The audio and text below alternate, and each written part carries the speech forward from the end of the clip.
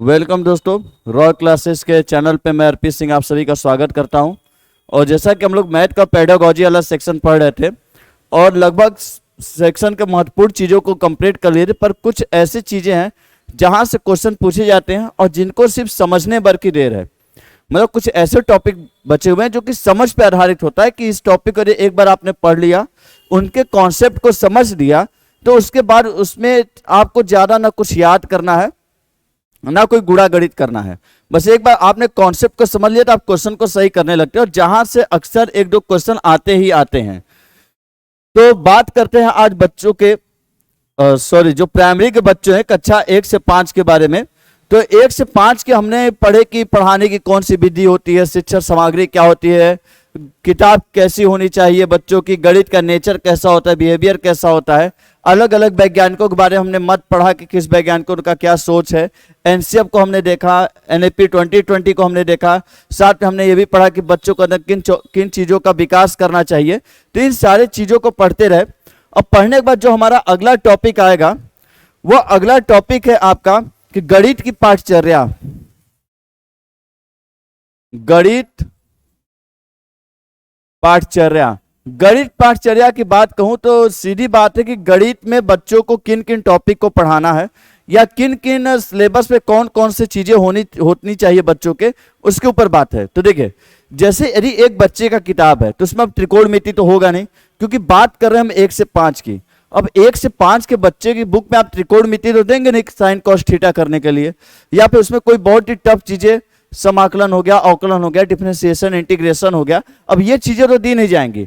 तो आखिर बच्चों की किताब में कौन कौन सी बेसिक चीजें होनी चाहिए जिससे बच्चे के अंदर अलग अलग स्किल्स डेवलप हो तथा उनको जो जरूरत की चीजें चाहिए वो सारी जरूरत की चीजें उन्हें मिल सके। तो गणित में इसके पाठचर्या पे भी क्वेश्चन आते हैं। तो देखिए, गणित के पाठचर्या में एक टॉपिक तो है भिन्न। कौन सा है? एक टॉपिक है भिन्न, एक टॉपिक है जिसे बोलते हैं टेसिलेशन, एक टॉपिक है जिसे बोला जाता है टेसिलेशन। तो देखिए, एक टॉपिक है जिसको बोलते हैं भिन्न, एक टॉपिक है कौन सा? टेसिलेशन। एक है संक्रिया। संक्रिया का अर्थ होता है जोड़, घटाना, गुणा, भाग, ये सारी चीजें। स्थानीय मान वगैरह भी इसी में आ जाती हैं। स्थानीय मान वगैरह, जोड़, घटाना, गुणा, भाग, सारी चीजें संक्रिया में आ जाती है। एक बच्चों को हमको संख्या के बारे में पढ़ाना होता है, जाहिर सी बात है। संख्या के बारे में भी समझ देनी होती है, भिन्नों के बारे में समझ देनी होती है, टेसिलेशन के बारे में भी, जो संक्रियाएं होती हैं बच्चों में अलग अलग जो संक्रियाएं करवानी है उनके बारे में भी देनी होती है। साथ में हमको समझ देनी होती है आकृतियों के बारे में। साथ में हमें समझ देनी होती है सममित के बारे में, सममिति के। साथ में हमको समझ देनी होती है माप तौल के बारे में। किसके बारे में? माप तौल के बारे में, दशमलव के बारे में। ये सारी वो चीजें होती हैं जो कि एक बच्चे के सिलेबस में रहता है। अब यदि आपसे क्वेश्चन आएगा कि निम्नलिखित में से वह कौन सा टॉपिक जो बच्चों के सिलेबस में नहीं है या बच्चों के पाठचर्या में नहीं है, तो उसमें आप ध्यान दीजिएगा कि बाकी सारे तो आप पकड़ लेते हैं। एक टेसिलेशन एक नया शब्द होता है जिसको आप देख के कंफ्यूज हो जाते हैं। तो याद रखिएगा, टेसिलेशन भी बच्चों के सिलेबस का ही एक भाग है। और टेसिलेशन में होता क्या है? टेसिलेशन में होता है पजल वाली चीजें। टेसिलेशन होती है पहेली, जो कई प्रकार की पहेलियां आती हैं उसे बोलते हैं टेसिलेशन, जो पजल आते हैं। जैसे अलग अलग छोटे छोटे टुकड़े होते हैं जिनको आप मिलाएंगे तो एक संपूर्ण चित्र बन जाता है, तो उसे भी बोलते हैं टेसिलेशन। या फिर जैसे गिनती लिखी रहती है 1 2 3 4 5, और बच्चे जब उसे पेंसिल से गिनती को मिलाते हैं, नंबर्स को मिलाते हैं, तो नंबर्स को मिलाने के बाद एक कोई आकृति बन जाती है, जैसे किसी व्यक्ति का बन सकता है, पशु या पक्षी का बन जाता है, तो उसे भी कहते हैं टेसिलेशन। या जैसे देखते हैं कुछ पैटर्न दिया रहता है, पैटर्न देने के बाद अगला पैटर्न आपको खोजना रहता है, उसे भी कहते हैं टेसिलेशन। तो ये जो पैटर्न आते हैं, पजल आते हैं, इस तरीके के जो चीजें आती है किसके अंदर कर आती है? टेसिलेशन के। तो पॉइंट ये है कि भिन्न, आकृति, सम्मित, माप तौल, दशमलव, संख्या, संक्रियाएं, ये आप पकड़ लेते हैं। लेकिन जब आप टेसिलेशन देखते हैं तो आपको लगता है कोई नई चीज है, बच्चों के सिलेबस में नहीं है। प्यार से याद कर लीजिए, टेसिलेशन मतलब पजल होता है और ये सारी चीजें बच्चों की किताबों में दी गई रहती हैं, तो टेसिलेशन भी उसका एक भाग है। अब मुद्दे की बात यह है कि इस कहानी में आगे यह है कि हम एक एक के बारे में समझना होता है कि हम जैसे माप तौल हम बच्चों को कैसे पढ़ाएं, किस तरीके से पढ़ाएं। जैसे हुआ भिन्न आखिर बच्चों को पढ़ाने के लिए किन किन शिक्षण सामग्री का प्रयोग होता है, भिन्न हमें क्या प्रदर्शित करता है, क्या निरूपित करता है, भिन्न का कॉन्सेप्ट क्या है वो समझना होता है। जैसे हुआ सम्मित के ऊपर भी क्वेश्चन पूछता है कि सम्मित में ऊर्ध्वाधर सम्मित होता है, क्षैतिज सम्मित होता है, रेखीय होता है, घूर्णन सम्मित होता है, उसके बारे में पढ़ना होता है। तो इस तरीके से हम एक एक के बारे में समझेंगे कि एक एक के बारे में क्या कहना है, क्या मत है, एक एक के बारे में समझते जाएंगे। पहले तो यह समझ लीजिएगा कि राष्ट्रीय गणित की पाठचर्या में बच्चों में ये सारे सिलेबस आते हैं। यदि लिखा रहेगा कि जैसे त्रिकोणमिति, तो जाहिर बात है त्रिकोणमिति गणित के सिलेबस नहीं है बच्चों का, तो ऑप्शन क्या हो जाएगा, गलत हो जाएगा। या जैसे लिखा रहेगा प्रायिकता, तो प्रायिकता जाहिर सी बात है बच्चों के सिलेबस में नहीं आता, तो वो ऑप्शन क्या हो जाएंगे, गलत हो जाएंगे। तो इस तरीके से आपको पता करना रहता है कौन कौन से सिलेबस में आते हैं। तो मेरे मुख्य मकसद था कि आप बाकी को तो समझ जाते हैं कि बच्चों के सिलेबस में आते हैं, सम्मित भी आता है, लेकिन आप टेसिलेशन पे बच्चे कंफ्यूज जाते हैं, तो याद रखिएगा टेसिलेशन भी बच्चों के गणित के सिलेबस में आता है। अब कहानी में आगे चलते हैं। तो एक टॉपिक जो बच्चों को पढ़ाना वो है माप तौल। तो हमारा पहला आज अगला जो है हम लेते हैं माप तौल पढ़ाने के तरीके, पढ़ाने का तरीका कि आखिर माप तौल बच्चों को पढ़ाया कैसे जाए। और इससे भी क्वेश्चन पूछता है, क्रम से लगाने के लिए देता है कि यदि बच्चों को माप तौल पढ़ाना है तो उसका सही क्रम क्या होगा। तो माप तौल पढ़ाने के तरीके में जो है पहला आता है स्टेप, वो पहला स्टेप अवलोकन, दूसरा चरण आता है अप्रमाणिक इकाई का प्रयोग,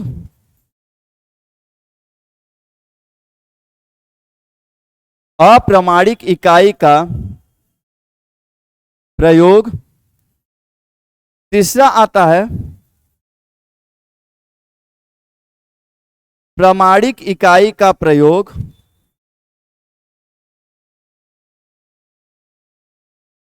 और चौथा आता है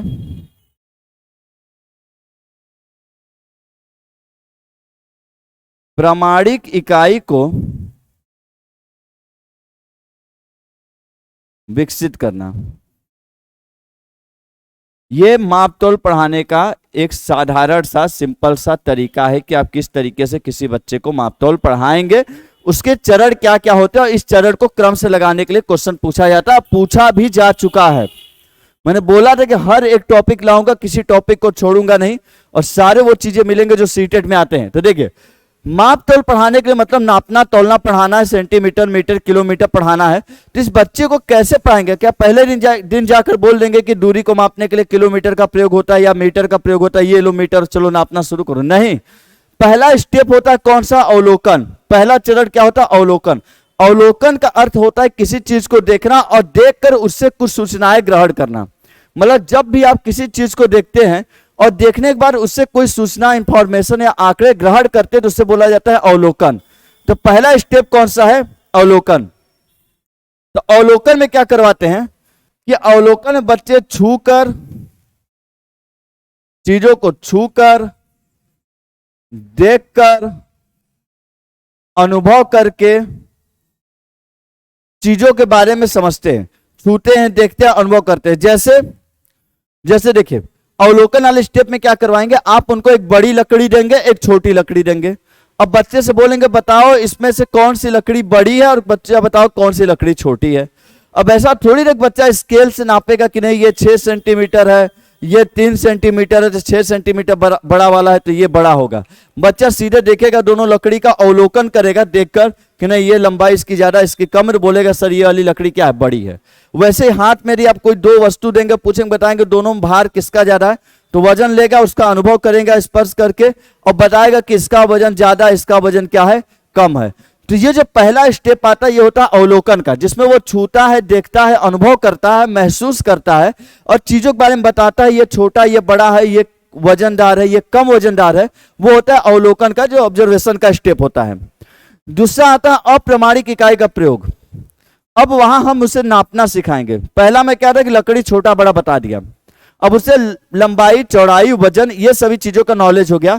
अब उसे हम नापना बताएंगे, कैसे किसी चीज को मापा जाता है, कैसे किसी चीज को नापते हैं। तो अब मापने के बारे में जब नॉलेज देंगे तो पहले उसे अप्रमाणिक इकाई का प्रयोग सिखाएंगे। अप्रमाणिक इकाई का प्रयोग सिखाने का मतलब है कि देखिए, प्रमाणिक मतलब कि उन पैमानों का प्रयोग करना जो सर्टिफाइड है। अप्रमाणिक मतलब कि जो अनसर्टिफाइड है, मतलब जो अभी सर्टिफाइड पैमाने नहीं, उनका प्रयोग सिखाते हैं। जैसे हाथ का प्रयोग, हाथ से मापना, धागे से मापना,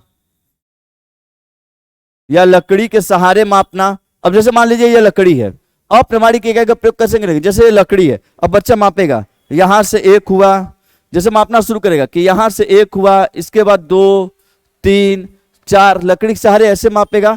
अरे हाथों का प्रयोग करता है, हाथों से ऐसे प्रयोग करता है, मापता है। बित्ते का प्रयोग करता है कि 1 बित्ता 2 बित्ता 3 हुआ 4 हुआ, या हाथ से नापता है कि 1 हाथ 2 हाथ।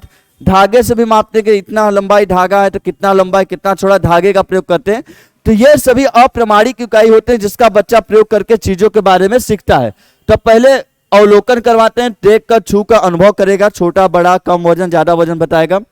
दूसरे में अप्रमाणिक इकाइयों का प्रयोग करवाते हैं जिससे मापना सिखाते हैं, हाथ से, धागे से, बित्ते से, 1 हाथ 2 हाथ 4 हाथ, इस तरीके से। तीसरा आता है प्रमाणिक इकाई का प्रयोग। प्रमाणिक इकाई में उससे स्केल का प्रयोग सिखाते हैं, मीटर का प्रयोग सिखाते हैं, लीटर का प्रयोग सिखाएंगे। अब उसको बताएंगे, देखो बच्चा ये स्केल है, स्केल में क्या होता है कि इस तरफ सेंटीमीटर होते हैं। यदि आपको किसी वस्तु को मापना है तो सेंटीमीटर से मापेंगे, इसको सभी ने सर्टिफाइड माना है, प्रमाणिक है। क्योंकि उसका बताएंगे कि जब आप हाथों से माप रहे थे, बित्ते से माप रहे थे, किसी बच्चे के द्वारा 5 बित्ता आता है तो किसी द्वारा 4.5 आ जाता है, तो किसी का मापता है तो 5 बित्ते से 2 अंगुल ज्यादा चला जाता है।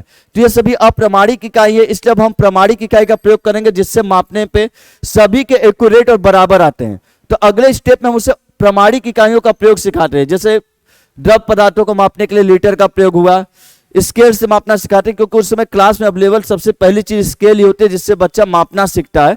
तो दूसरे स्टेप तीसरे में हम उसे प्रमाणिक इकाइयों का प्रयोग सिखाते हैं। जब वो प्रमाणिक इकाइयों का प्रयोग सीख जाएगा तब हम प्रमाणिक इकाइयों को विकसित करते हैं। विकसित करने का मतलब जो उसने मीटर, किलोमीटर, लीटर, सेंटीमीटर या किलोग्राम, ग्राम जाना है, तो उसको विकसित करने का अर्थ है कि उसके बीच के संबंध को बताते हैं। संबंध बताने का मतलब उसको क्या बताते हैं? पैमाना। अब उससे बताते हैं कि देखो सीजीएस पद्धति होता है, एमकेएस पद्धति होता है, इसी में एफपीएस पद्धति होता है, इसी में कई पद्धतियां चलती हैं। 1 मीटर बराबर 100 सेंटीमीटर होता है, 1 किलोग्राम बराबर 1000 ग्राम होता है, 1 किलोमीटर बराबर 1000 मीटर होता है। मतलब अब उसके पैमाने सिखाते हैं, उन सभी और प्रमाणिक इकाइयों के बीच संबंध सिखाते हैं, पैमाने सिखाते हैं, उसे और ज्यादा विकसित करते हैं। तो होता है प्रमाणिक इकाइयों को विकसित करना। तो यह है माप तोल पढ़ाने का तरीका। यदि आप कक्षा 1 से 5 में बच्चे को माप तोल पढ़ा रहे हैं तो उसका क्रम यही रहेगा, और जब भी पेपर आएगा इसी क्रम में से लगाना। पहला अवलोकन, छू कर देख कर महसूस करेगा। अप्रमाणिक इकाइयों का प्रयोग पहले हाथ से, बित्ते से, धागे से मापेगा। फिर प्रमाणिक इकाइयों का प्रयोग स्केल, मीटर, लीटर इस सभी का प्रयोग करना सीखेगा। फिर प्रमाणिक इकाइयों को विकसित करेंगे, मतलब अलग अलग जो पैमाने हैं उनके बीच के संबंध को बताया जाएगा। जो पैमाने आप पढ़ते हैं कि 1 किलोमीटर बराबर इतने 1000 मीटर होता है, तो वो सारी चीजें हम किसमें बताते हैं? प्रमाणिक इकाइयों को जो विकसित करते हैं। तो ये इसका एक बार स्क्रीनशॉट ले लीजिएगा।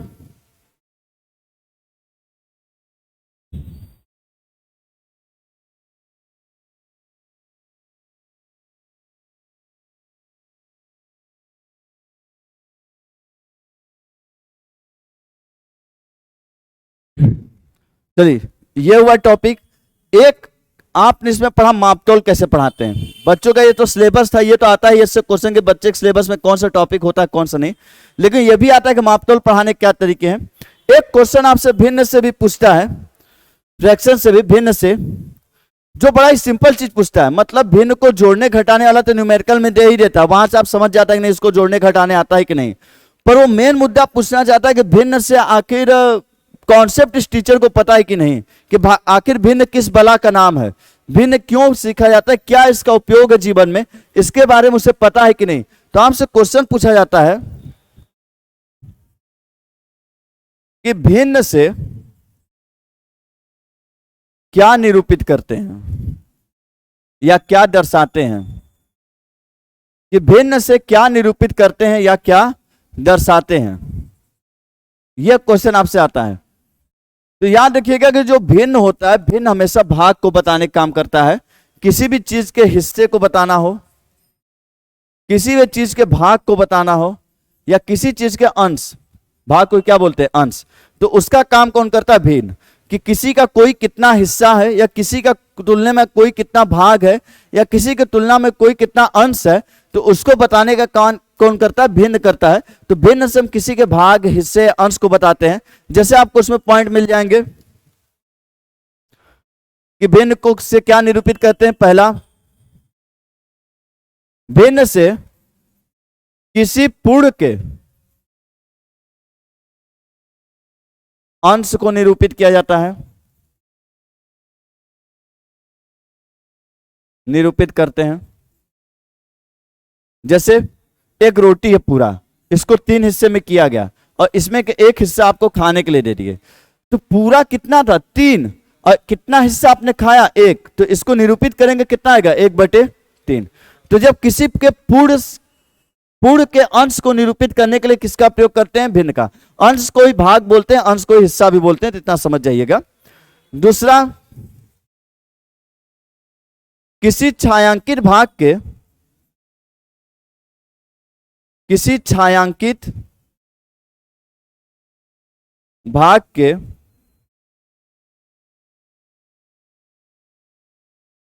किसी छायांकित चित्र के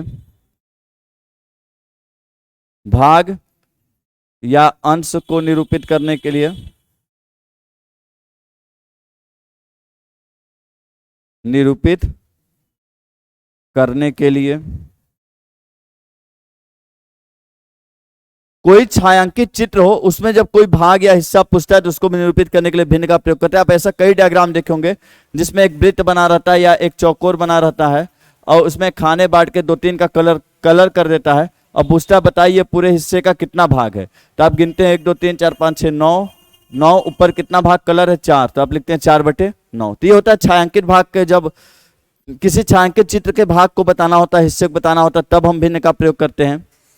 तीसरा, संख्या रेखा पर कोई बिंदु अभिकल्पित करने के लिए,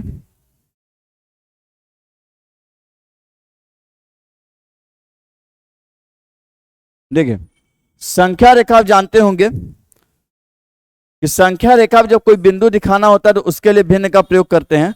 जैसे कि मान लीजिए एक संख्या रेखा हुई, बीच में 0, इधर हो गया +1 +2 +3 +4, इधर हो गया -1 -2 -3 और -4।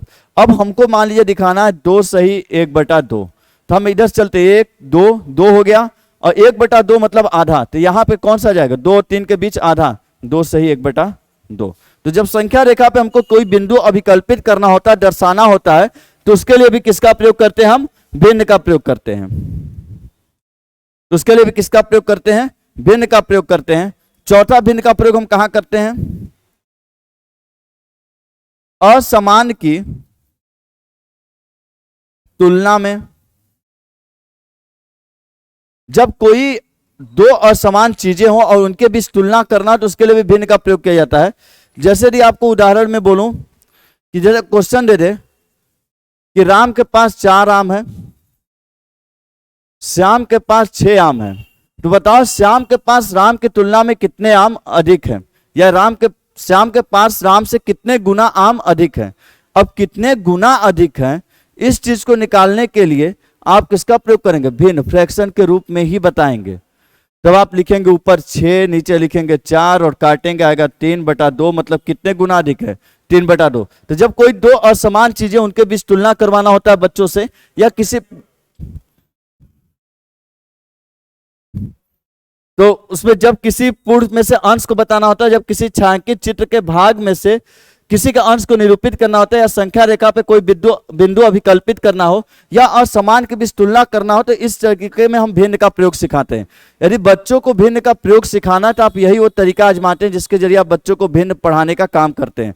क्योंकि भिन्न में जोड़ना घटाना बाद की बात आती है, पहले आपको उनको कॉन्सेप्ट पकड़ना होता है। तो आपसे जोड़ने घटाने वाला क्वेश्चन आपसे न्यूमेरिकल वाले पोर्शन पूछता है। बाकी यदि आपसे पेडागोजी में पूछता है तो यही पूछता है कि भिन्न का प्रयोग आखिर हम करते हैं क्यों, क्या दर्शाने के लिए भिन्न का प्रयोग किया जाता है।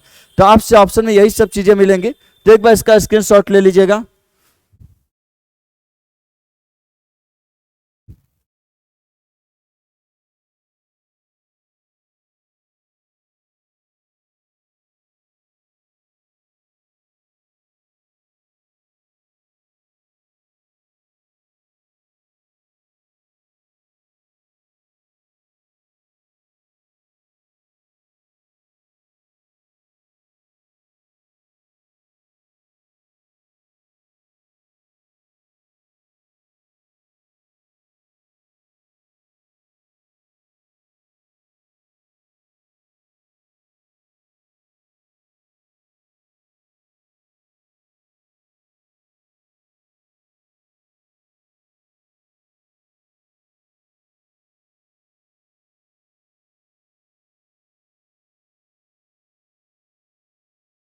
देखिए, अब अगला चलते हैं, यदि बात करें संख्याओं के बारे में।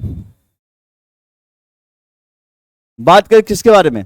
संख्याओं के बारे में, कि संख्याओं से बच्चों के अंदर किन कौशलों का विकास होता है। एक क्वेश्चन पूछता है पॉइंट कि संख्याओं से, पहला कि संख्याओं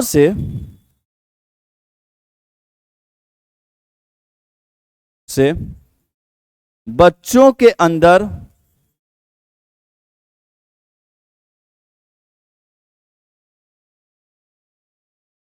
किन कौशलों का विकास होता है, किन कौशलों का विकास होता है। तो देखिए, पहला एक क्वेश्चन आपसे यह पूछता है कि संख्याओं के जरिए बच्चों के अंदर किन कौशलों का विकास होता है, या ये पूछ देते हैं कि जब बच्चों को संख्याएं सिखाते हैं तो हम किन कौशलों को विकसित करते हैं, या किन चीजों का हम विकास करना चाहते हैं। तो उसमें देखिए तीन चीजें आती हैं। पहला आ जाता है पंक्ति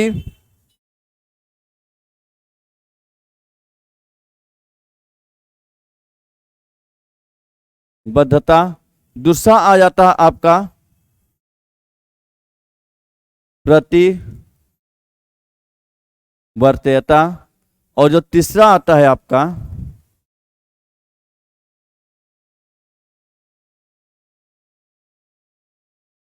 वर्गीकरण। देखिए, यदि संख्याओं के जरिए बच्चों के अंदर पूछेगा किन कौशलों का विकास करना, या किन कौशलों का विकास करना चाहते हैं, या बच्चों को जब हम गिनती या संख्याएं सिखाते हैं तो हम उनके अंदर किन चीजों को विकसित करना चाहते हैं। यदि ऑप्शन में आ जाएगा गिनना, या 1 से 100 तक सीधी गिनती लिखना, या 1 से 50 तक किसी भी गिनती को लिख लेना, तो सभी ऑप्शन हमेशा गलत रहेंगे। यदि ऑप्शन में आपको मिलेगा, या तो मिलेगा पंक्तिबद्धता, या तो मिलेगा प्रतिवर्तीयता, या तो क्या मिलेगा, वर्गीकरण। ये वो चीजें जब हम बच्चों को संख्याएं पढ़ाते हैं तो उनके अंदर उन चीजों का विकास करते हैं।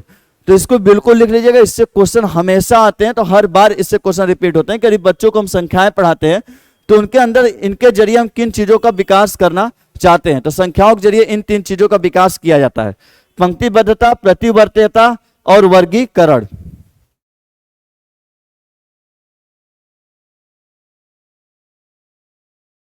स्क्रीनशॉट ले लीजिए।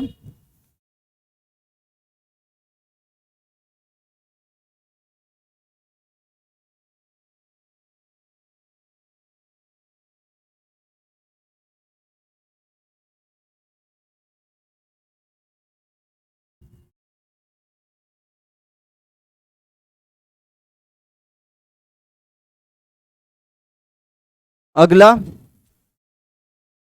दूसरा जो संख्या पे आपसे क्वेश्चन आ जाते हैं कि 1 से 10 तक संख्या सिखाने के चरण। 1 से 10 तक बच्चों के अंदर संख्या सिखाने के कौन कौन से चरण हैं। उसमें चरण में आता है आपका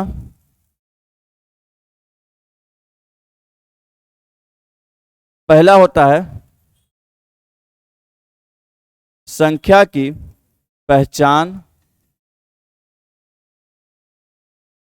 दूसरा होता है संख्या की तुलना, तीसरा होता है संख्या की पहचान या इसको बोलते हैं समझ के साथ गणना, और चौथा होता है संख्या की पहचान या इसी को बोलते हैं समझ, या समझ की जगह लिख सकते हैं आप बोध के साथ लिखना। 1 से 10 तक बस गिनती कहाँ, 1 से 10 तक मतलब बिल्कुल शुरुआती स्टेज में हम बच्चों को कैसे गिनती लिखना सिखाते हैं उसके बारे में। कि पहला स्टेप आता है, पहले हम बच्चों को क्या संख्या को पहचानना सिखाते हैं, कौन सी संख्या क्या है। उसके बाद तुलना करना सिखाते हैं, पहले वो जान जाएगा कि इसे 1 कहते हैं, इसे 2 कहते हैं, इसे 3। फिर उसे तुलना करवाते हैं, कौन किससे बड़ा है, कौन किससे छोटा है, कौन किसके पहले आता है, कौन किसके बाद में आता है।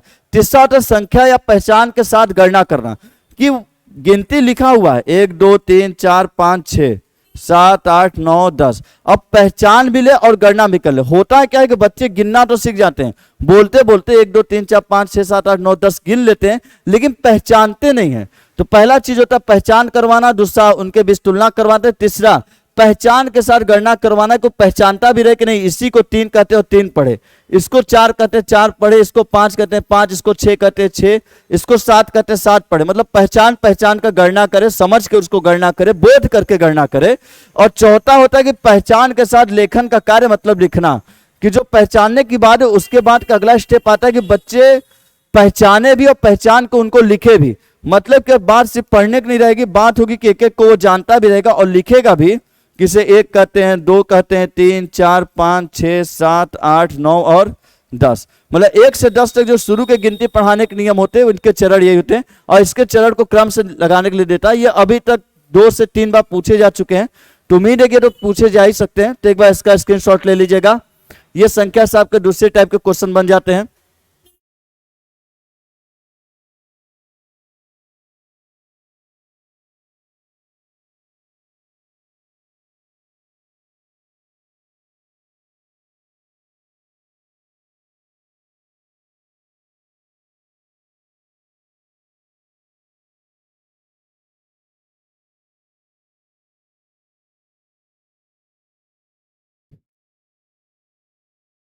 एक आता है संख्या के प्रकार, संख्या के प्रकार, बाकी प्रकार तो आप पढ़े होंगे सम विषम, लेकिन एक आपसे पूछता है संख्या प्रकार, जिसमें एक प्रकार आता है गणन संख्या, दूसरा आता है क्रम सूचक संख्या, दूसरा कौन सा आता है आपसे क्रम सूचक संख्या, तीसरा आपसे आता है नामित संख्या, और चौथा होता है सौंदर्य परक संख्या। चौथा कौन सा होता है सौंदर्य परक संख्या। तो देखिए गणन संख्या वो होती है जो गणना के काम में आती है, गणना मतलब गिनने के, जो संख्या गिनने के काम में आती है उससे बोलते हैं गणन संख्या। जैसे कक्षा में बच्चों की संख्या, बच्चों की संख्या ये गिनने वाला काम है। आप कहीं से शुरू करिए, गणना कर लेते हैं। क्रम सूचक संख्या क्या होती है, वह संख्या जो क्रम को बताती है। जैसे आप बोलते हैं फर्स्ट फ्लोर, जब आप बोलते हैं फर्स्ट फ्लोर तो आप फर्स्ट फ्लोर तो आप क्रम बताते हैं कि पहला फ्लोर। यदि आप बोलेंगे नहीं हमको 6th फ्लोर पे जाना है, तो आप वहां पे क्रम बताते हैं। कोई बिल्डिंग है यदि वो कई फ्लोर की है तो उसमें आप क्रम बताते हैं, पहला ग्राउंड 1 2 3 4। तो जो आप जब बोलते हैं चौथे फ्लोर पे तो आप वहां पे क्रम बताते हैं कि नहीं चौथा फ्लोर। तो क्रम जो बताते हैं कि ये पहला फ्लोर होगा, दूसरा होगा, तीसरा होगा, तो ये आप क्या बताते हैं, उसके क्रम को बताते हैं। वो क्रम को बताते हैं तो कौन सी संख्या होती है, क्रम सूचक संख्या। जहां भी सेंटेंस में कोई संख्या क्रम बताने का कार्य करे तो क्रम सूचक। और क्लास में गिनने की बात होती है, आप उसमें क्रम नहीं निर्धारित करते, बस आप गिन लेते हैं, तो गणन संख्या कहलाती है। जिसमें क्रम बताते हो, क्रम सूचक संख्या। एक होती है नामित संख्या। नामित संख्या वो होती है जब कोई संख्या पर्टिकुलर किसी व्यक्ति के नाम पे कर दिया जाए, उसे नामित संख्या कहते हैं। जैसे कि खिलाड़ियों के टी शर्ट के नंबर। क्रिकेट में देखे होंगे कई खिलाड़ी होते हैं, हर खिलाड़ी के अपने टी शर्ट पे एक अलग नंबर ही छपे होते हैं, तो वो नंबर उस पर्टिकुलर खिलाड़ी को हो जाता है कि नहीं, ये 7 नंबर का जो टी शर्ट होता है ये खिलाड़ी पहनता है, इस खिलाड़ी के टी शर्ट पे 13 नंबर लिखा रहता है। तो वो नंबर ना उनके टी शर्ट की साइज होती है, ना किसी चीज से लेना देना, बस वो नंबर होता है जो उनको दे दिया जाता है। तो नंबर कैसे कहलाते हैं, वो संख्या नामित संख्या, जो उनके नाम पे कर दिया गया कि ये नंबर पर्टिकुलर यही खिलाड़ी पहनता है, इसके खिलाड़ी के टी शर्ट पे ये नंबर हमेशा लिखा रहेगा, तो वो कौन सा होता है, नामित संख्या। और जो संख्या किसी चीज के क्रम को जब भी प्रदर्शित करेगी, क्रम सूचक संख्या। और जो संख्या गिनने के काम कहते हैं, गणन संख्या। सौंदर्य परक संख्या वो होती है जो किसी चीज को रेटिंग देने के काम आती है। जैसे आप बोलते हैं ना, 9 में से हम 5 स्टार दे रहे हैं, तो ये कौन सी संख्या होती है, सौंदर्य परक। जब बोलते हैं 9 में से 5 दे रहे हैं, 10 में से 2 स्टार दे रहे हैं, 4 में से 3 दे रहे हैं, सौंदर्य परक। आपसे जो क्वेश्चन पूछता है वो इस पे पूछता है। जैसे देगा कि कोई फ्लोर है और किसी फ्लोर में फ्लोर की जो मंजिल है, पहला, दूसरा, तीसरा, चौथा, ये किस तरह की संख्या के अंतर्गत आता है, तो ये क्रम सूचक में आता है। एक क्लास के अंदर ढेर सारे बच्चे हैं, यदि सभी बच्चों को गिनने का काम किया जा रहा है तो किस संख्या के द्वारा किया जा रहा है, गणन संख्या। यदि उन्हीं बच्चों को रोल नंबर दे दिए जाए कि तुम्हारा रोल नंबर 1, तुम्हारा रोल नंबर 2, तुम्हारा रोल नंबर 3 और फला का रोल नंबर 4, तो वो कौन सी संख्या हो जाएगी, नामित संख्या। क्योंकि यदि मेरा रोल नंबर 4 हो गया तो साल भर मेरा रोल नंबर क्या रहेगा, 4 रहेगा, तो 4 मेरे नाम पे हो गया, मतलब कौन सी संख्या बन जाती है, नामित संख्या। तो इसके ऊपर क्वेश्चन देता, आपको पकड़ना होता है गणन संख्या है कि क्रम सूचक है कि नामित है। और ये आपसे नहीं पूछते, ये 3 आपसे पूछते हैं। इसका एक बार स्क्रीनशॉट ले लीजिएगा।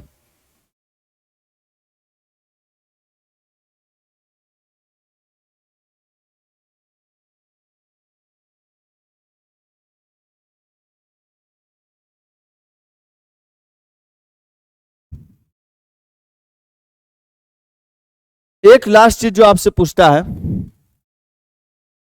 आंकड़ों के प्रबंधन के क्रम।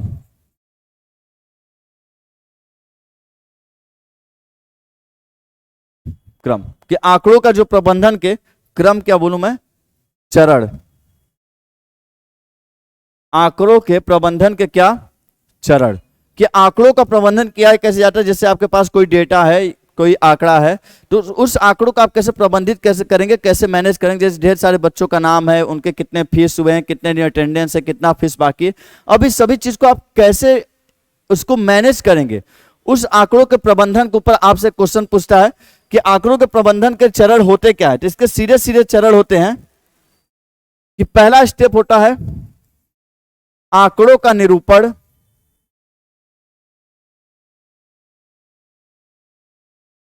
दूसरा होता है आंकड़ों का विश्लेषण,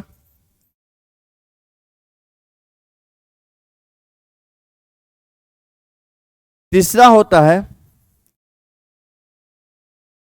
आंकड़ों का एकत्रीकरण, चौथा होता है आंकड़ों का वर्गीकरण। ये होते हैं आपके 4 प्रकार, चार चरण होते हैं जिससे किसी आंकड़ों को निरूपित करें। अब मान लीजिए किसी बच्चे का पूरा डेटा, कि स्कूल का डेटा आपके पास है, अब आपको सभी को आंकड़ों को मैनेज करना है कि जैसे पास वाले बच्चे जिनके फीस बाकी है उनका नाम अलग, जिनके फीस कंप्लीट जमा है उनके नाम अलग, या जो स्कॉलरशिप पे बच्चे उनके नाम अलग। तो पहले आप क्या करेंगे, सारे आंकड़ों को निरूपित करेंगे। निरूपित करने वाला एक जगह लाएंगे, पूरे आंकड़ों को सामने फैला कर रखेंगे। तो कौन सा स्टेप होता है, आंकड़ों का निरूपित करना। दूसरा क्या हम करेंगे, आंकड़ों का विश्लेषण। विश्लेषण मतलब होता है बांटना। अब आप बांटेंगे और सभी आंकड़ों को तोड़ तोड़ के अलग अलग भागों में बांटेंगे। एक बच्चे का डेटा यहाँ, एक का यहाँ, एक का यहाँ, एक का यहाँ, एक का यहाँ, सभी को अलग अलग क्या करेंगे, बांटना शुरू करेंगे। बांटने के बाद आंकड़ों का एकत्रीकरण, अब आंकड़ों को इकट्ठा करेंगे, जैसे जिनका फीस जमा है उनको एक जगह इकट्ठा करेंगे, जिनका फीस बाकी है उनको एक जगह इकट्ठा करेंगे, जो बच्चे स्कॉलरशिप बेस्ड है उनका एक जगह फाइल इकट्ठा करेंगे। जब इकट्ठा कर लेंगे तो आंकड़ों का क्या हो जाता है, वर्गीकरण या फिर क्लासिफिकेशन। तो ये आंकड़ों को वर्गीकरण का चरण है कि पहले आंकड़ों को निरूपण करना चाहिए, फिर उन्हें छोटे छोटे भागों में तोड़ देना चाहिए, तोड़ने के बाद उन भागों को इकट्ठा करना चाहिए आपस में करके उनका फिर क्या कर लेना चाहिए, वर्गीकरण। तो ये आंकड़ों के निरूपण, आंकड़ों के प्रबंधन के चरण है, जिसमें पहले आंकड़ों का निरूपण करते हैं, फिर विश्लेषण करते हैं, फिर एकत्रीकरण, फिर क्या करते हैं, वर्गीकरण। तो एक बार इसका स्क्रीनशॉट ले लीजिएगा, ये भी आपको क्रम से लगाने के लिए हमेशा दिए जाते हैं।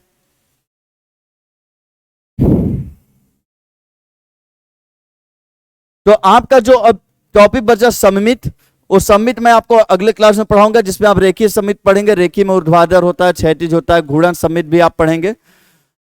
तो आज के लिए इतना ही। अब छोटे मोटे एक दो क्लास और बचे हुए हैं, जिसके बाद आप मैथ का भी शिक्षण कंप्लीट हो जाएगा। तो मिलते हैं आपसे अगले वीडियो में। तब तक इस वीडियो को पसंद आया तो क्या करना है आपको पता ही है, और सब्सक्राइब के बिना जाना नहीं है, नहीं तो फिर अगली वीडियो मिलेगी कैसे। तो मिलते हैं आपसे अगले वीडियो में। जय हिंद।